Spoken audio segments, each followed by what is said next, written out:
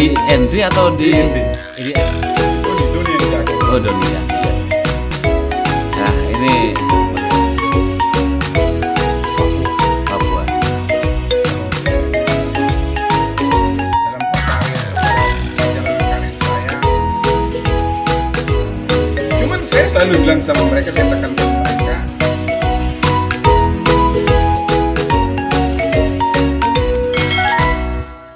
Ya, tadi menarik Bang Erles sempat ngomong soal lagi menangani persoalan di Sangrandi. Sebenarnya seperti apa sih persoalannya? jadi begini, mengenai kasus Sangrandi Prima ini, saya dapat kuasa itu sudah P21, Pak. Bukan dari awal ya, Pak? P21, ya. Kita dudukkan permasalahan Betul. ini. P21, saya datang koordinasi semua, seperti apa sih cerita ini Sangrandi. Oh, ternyata ini masalah PT, Pak. PT. Nah, saya tanya sama klien saya, apa sih penyebabnya? Akhirnya semua dokumen saya minta dari mereka. Nah, di situ terlihat si pelapor itu atas nama Ivi Tanumulia. Oh iya. Ivi Tanumulia ini keluarganya mereka juga ya. Jadi Iya. ini persoalan dalam keluarga, ada ketidakpuasan dan lain sebagainya itu. Saya minta akta pendirian karena ini menyangkut PT, jadi kan kita pakai PT, undang-undang PT yang berjalan apa sih? Pasti ada ADRT, Iya. ada RUPS dan lain sebagainya ya kan. Betul. Nah, di situ saya lihat nama semua itu yang ada tercatat itu Robi Tanumulia, Ilse Tanumulia, Sylvia Tanumulia, Iya. Ilse Tanumulia, Emi Tanumulia, Willy Tanumulia. Oh gitu. Iya. Jadi nama-nama yang tercatat dalam akta pendirian tentunya itu merupakan para pemegang saham. Iya. Menariknya di sini saya terkejut kok jadi seperti ini. Iya, iya. Ya kan? Kalau Ivi merasa sahamnya diambil, saham yang mana? Ya kan? Iya. Harus dong. Ini kerugiannya di mana? Iya. Orang melaporkan tentunya dia punya kerugian dan di mana simpannya. Kalau dia menyatakan bahwa uang dividen saya yang lebih dikenal oleh para keluarga ini sebagai uang tali asi, uang kasih sayang, itu di mana? Iya, iya, iya. Ya kan? Uang tali kasih. Dalam persidangan mereka bilang 1,5 miliar. Uang itu ada 375 juta. Dan uang itu ada di manajemen PT Sangrandi Prima. Bukan dalam pengawasan klien saya. Klien saya ini Willy Tanumulia. Iya.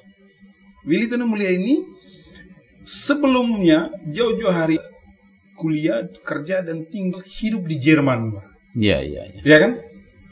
Pulang ke sini bangun PT Sangrandi ini. Iya. Willy Tanumulia ini. Iya. Terus si Grice Tanumulia. Ini seorang dokter gigi di Jakarta, Pak. Iya. Ya kan? Dokter gigi. Terus klien saya Bu Emi. Bu Emi ini yang bikin aduk campuran dari es krim itu lebih banyak di dapur. Terus si Franz. Si Franz itu dalam dakwaan jaksa membantu. Ya kan? Terus memberikan keterangan palsu ke dalam satu akte. Palsu yang mana? Oh gitu. Fran ini jabatannya direktur. Dia bukan pemegang saham. Dan ini semua lewat proses. Iya, iya. Saat Sylvia Tanumulia meninggal, Sylvia Tanumulia itu menyimpan kan selembar wasiat di notaris. Keluarga ini diberitahu oleh notaris bahwa Susanti bahwa ada wasiat dari si meninggal ini. Iya. Ya kan, dari Sylvia ini. Iya. Kemudian dasarnya wasiat ini mereka ke pengadilan negeri minta penetapan PN Surabaya. Dan di sini yang saya sesali tidak diikuti oleh Gereja Tandang Mulia kegiatan-kegiatan ini karena dia sibuk dokter dan lain sebagainya di Jakarta kan. Setelah mendapatkan penetapan dari Pengadilan Negeri Surabaya, itu RUPS ranahnya. Dan saat RUPS itu ditanya ke notaris, Fran yang memimpin, Fran menanya, quorum nggak ini? Menurut notaris, quorum dan tidak itu bukan dilihat dari jumlah, tapi melihat dari lembar saham. Lembar saham ya. Karena memenuhi, makanya dibuka agenda itu. Sudah berapa persen berarti waktu itu? Mereka mayoritas ya. Mayoritas. Jadi Pak di sini saya melihat, makanya waktu di dalam persidangan majelis kan menegur JPU, loh ini salahnya di mana? Ini dibawa dijadikan terdakwa ini. Apa yang dia cuma menjalankan. Loh ini yang punya permintaan ini kan para pemegang saham. Iya kan? Para komisaris. Dia ini apa? Dia cuma menjalankan. Kalau direkturnya kan apa katanya pemegang saham kan? Benar sekali, Pak. Jadi ya itu tadi. Terus dalam dakwaan seperti itu ya. Dalam tuntutan pun juga 2,5 tahun. 2,5 tahun semua keempat orang ini para pemegang saham. Seharusnya kan dirincikan bersama-sama yang seperti apa, A kegiatannya apa, B-nya kegiatan apa, C-nya bukan langsung seperti itu. Makanya saya bilang, wah ini copy paste ya. Gitu ya. Karena dia tidak menjabarkan. Dan itu menurut pendapat ahli Dr. Solahuddin pun seperti itu. Dan menurut saksi yang dihadirkan oleh jaksa penuntut umum Dr. Gansam dari Airlangga, dia bilang penyelundupan hukum. Orang asing kan tidak bisa memiliki saham dan lain sebagainya. Kalau ada perjanjian dan lain sebagainya tentang penyimpanan atau dipindahkan saham itu penyelundupan hukum dan itu tidak dibenarkan dan semua itu batal demi hukum. Kita juga menghadirkan Dr. Agus dari Airlangga sebagai ahli perseroan. Kira-kira kurang berapa persidangan ini untuk? Kemarin kita sudah pada tahap pledoi.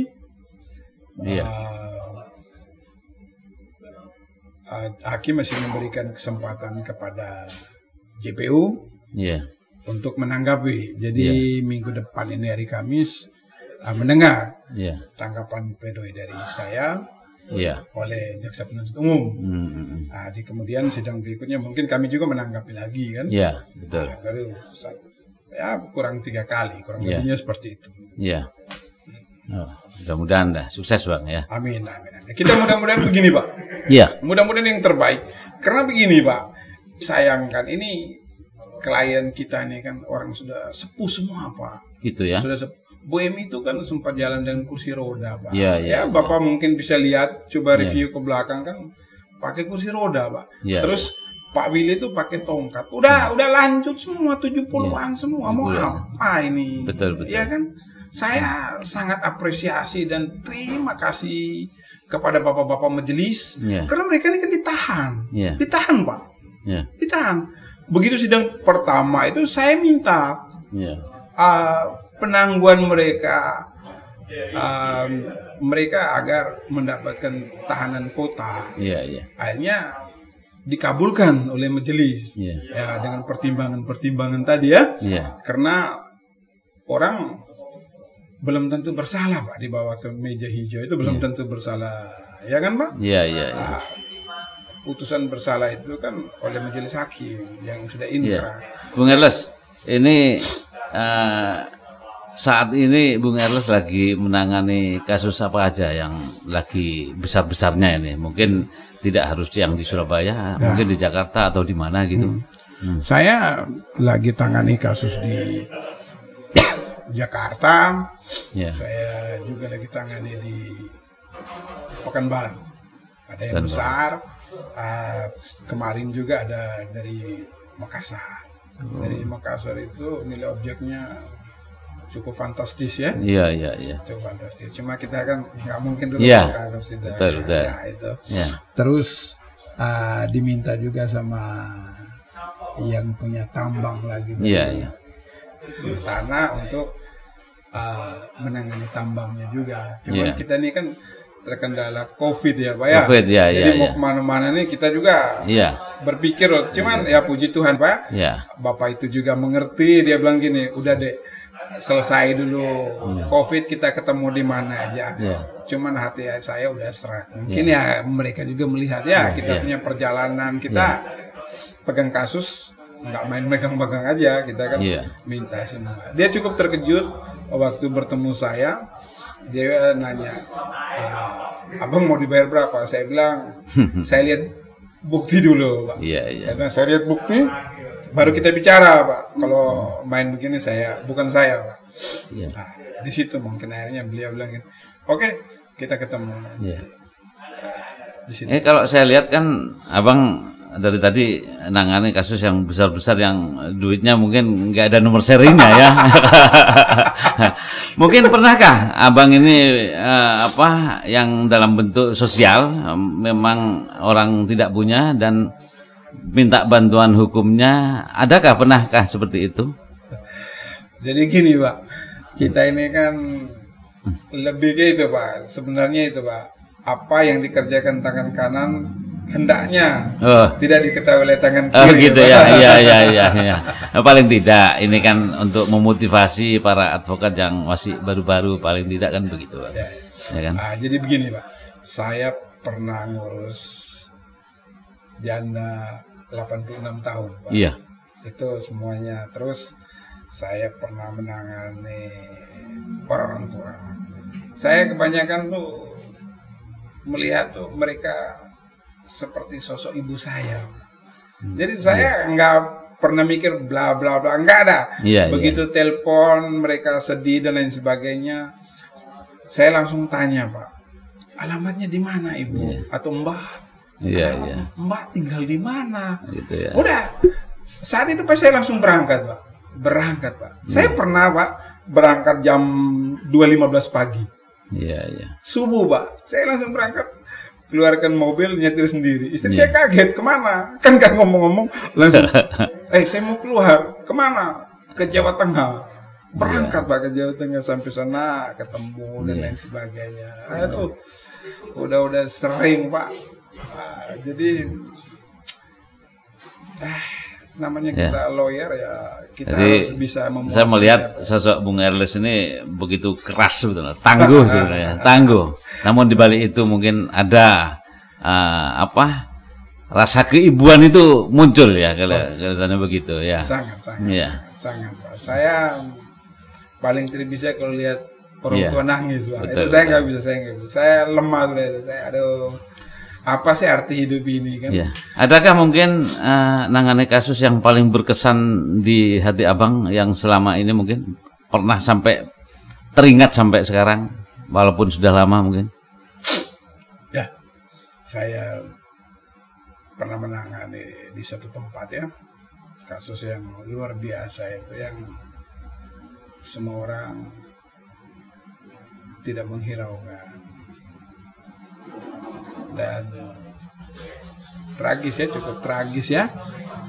Orang-orang mengisolasikan diri, menganggap ibu ini saya turun. Dan itu saya bawa istri saya. Saya bawa sama istri berdua, datangin segala macam. Ya puji Tuhan, sertifikat semua dibalikin, semuanya Pak, semuanya dibalikin. Yang saya terharu, dia nangis sama saya, seorang ibu ini. Dia bilang, "Nak, ibu bayar pakai apa? Ibu udah tua, tinggal cuma sebatang kara. Sertifikat ini anak bawa saja." Saya bilang, "Bawa kemana Bu?" "Ya bawa pulang." "Pulang kemana Bu?" "Pulang ke rumahnya anak." "Untuk apa?" "Ya kasih anak. Saya kan tidak ada siapa-siapa lagi, cuma sebatang kara." Saya bilang, "Bu, bukan ini. bukan ini. Saya datang, saya bertemu ibu, saya kembalikan ke posisi semula. Iya. Ibu, saya membuat ibu menjadi ibu. Iya. Itu udah luar biasa. Iya. Tapi saya nggak punya apa-apa. Saya bilang ibu nggak punya apa-apa, tapi ibu punya doa. Betul, betul. Taruhkan telapak tangan ibu pada saya, doain saya, Bu. Niscaya, Bu, langit ketujuh menggelegar dan terbuka. Iya. Dan buktinya, Pak, ini kita buat teman-teman pemirsa, adik-adikku yang meniti karir. Betul. Jangan cuma duit. Iya. Lihat aja. Ini pembuktian, Pak, ya. Itu Tuhan jawab nggak seminggu. Iya. Nggak seminggu. Jam 6 sore waktu kami mau doa Angelus, itu dibel oleh pengusaha. Dan itu Tuhan ganti, Pak. Ganti. 10 kali lipat. Jadi saya ya seperti mengalir begitu saja, Pak. Yang penting tadi, Pak, saya selalu titik beratkan pada pembuktian. Buktinya mana? Ibu punya bukti mana? Kalau nggak punya, jangan pernah paksa saya usir. Cari pengacara lain, cari tempat lain, atau masih berkenan dan saya siap ke semua bukti, kita bertemu. Kapan di mana saya pasti datang, mau jam berapa aja. Itu saya datang. Apalagi orang tua, saya bilang, Pak, nggak usah cari saya. Bapak kasih alamat, saya datengin rumah Bapak. Itu saya, Pak. Dosa, Pak. Bapak sudah tua. Saya paksa Bapak keluar Jakarta, kiri kanan macet luar biasa, atau Surabaya. Enggak lah, saya nggak pernah mau gitu. Jangan. Jadi mungkin prinsipnya rezeki itu tidak harus kepada orang yang kita bantu saat itu. Betul, Pak. Tapi mungkin akan datang daripada yang pasti. lainnya. Gitu ya. Itu pasti, Pak. Pasti, Pak. Hukumnya tabur tuai. Itu aja, Pak. Saya selalu, saya percaya, Pak. Saya sering seperti itu, Pak. Saya dapat. Kelihatannya hampir sama dengan pengalaman saya itu. Amin. Benar. Ya. Mungkin di tengah pandemi COVID-19 ini, Bung Erles pastinya tetap ingin beraktivitas di advokasinya, gitu.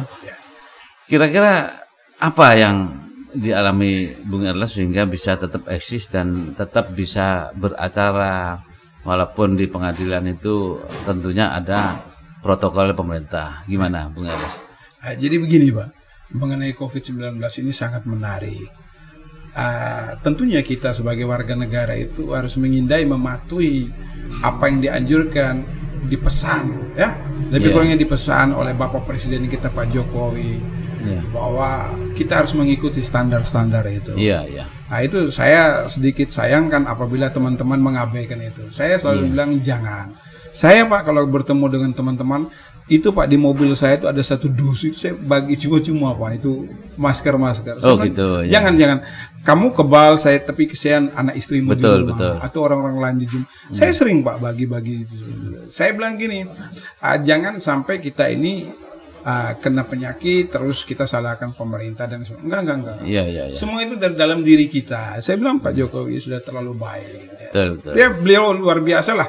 Bekerja keras, bekerja cerdas. Luar biasa. Saya pernah bertemu iring-iringan itu 1:30 pagi, Pak, di daerah Banten. Di jalan raya, Pak. Beliau lagi ini periksa mungkin ya itu. Saya bilang, wah, luar biasa Bapak Presiden ini. Jam begini, Pak, mana ada pemimpin di daerah-daerah di mana saja mau. Makanya kita perlu dukung, Pak. Ini orangnya luar biasa. Mungkin kalau vitamin mungkin tetap ini ya, agar bugar ya. Kalau vitamin saya punya semua, Pak. Punya semua. Itu di dalam mobil itu vitamin, permen jahe semua itu ada, Pak. Sampai jamu, dan ada juga yang dikirim dari keluarga dari Ende, Pak. Oh, dari Ende. Namanya Moke DW. Betul. Itu bukan untuk memabukkan, tapi itu biasa untuk kekebalan. Kita minum, ada yang kumur-kumur, itu ada yang hirup gini. Nah, jadi kalau itu kan biasa dia beberapa lama kan singgah di sini ya, seminggu atau beberapa hari itu. Tapi kalau kita hirup, kita kumur, dia pergi, Pak. Itu ramuan, alkohol. Ya. Pesan terakhir mungkin Bung Erles kepada khususnya adik-adik kita advokat yang baru beraktivitas di dunia advokasi. Terima kasih sebelumnya. Ya. Saya Advokat Erles Raira Gorjalaka SHMA. Saya sebenarnya orang Surabaya ya. Iya, iya. Soalnya berangkat semua kan dari Surabaya, jadi saya berkarir hidup Surabaya. Saya anak Surabaya juga. Iya. Jadi saya meminta kepada adik saya yang berkarir atau yang ingin berkarir di dunia advokat agar pertama sekali, you harus jujur. Jujur bukan dengan siapa-siapa, tapi you jujur dengan diri sendiri dulu. You jujur dengan diri sendiri. Iya. Rezeki pasti Tuhan penuhi. Yang penting you jujur. Setelah you jujur, you kerja cerdas, you kerja keras. Jangan sampai setelah you mendapatkan, you sia-siakan pekerjaan itu. Iya. Mensubkan atau apalah apa. Jangan. Karena begini, semua itu tuh ada porsinya, ada jatahnya. Iya. Dan dicatat dengan cinta emas di surga. Betul. Lebih baik kita jujur. Umpama kita dari awal kita rasa ini nggak benar nih, kita omong aja di depan. Ini nggak benar. Jangan kita tahu itu nggak benar, kita ngambil dalam perjalanan baru kita malas-malasin. Jangan. Kalau mau eksis, bekerjalah yang baik dan benar. Baik dan benar, Pak. Kerja keras, kerja cerdas. Kalau you mau sukses. Wah, bagus sekali, Bung Erles. Mari kita ngopi. Ya. Ngobrol pintar ini, namanya ngobrol pintar bersama Bung Erles sore ini. Gitu. Terima kasih, Pak. Ya. Terima kasih. Kira-kira cukup gitu, Bung Erles. Ada hal penting lainnya mungkin? Saya kira kita sampai di sini dulu ya, Pak ya. Iya. Session kita. Gitu ya. Ya, Oke, demikian dari kami bersama Cak Effendi dan Bung Erles. Semangat pagi. Semangat.